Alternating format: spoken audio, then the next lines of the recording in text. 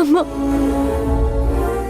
నిన్ను ఏ క్షణంలో అమ్మ అని పిలిచానో తెలియదు, కానీ నిన్ను అప్పటి నుంచి నా తల్లి కంటే ఎక్కువగా ప్రేమించాను.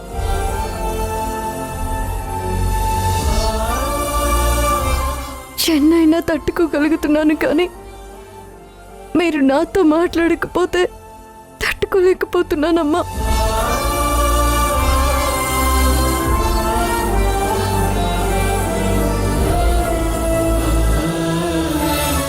ఊరుకో వసుంధర, ఊరుకో.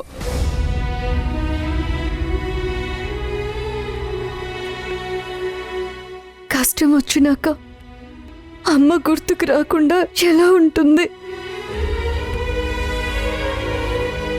పరిగెత్తుకుంటూ మీ దగ్గరకు వచ్చి ఇలాగే ఏడవాలనిపించింది.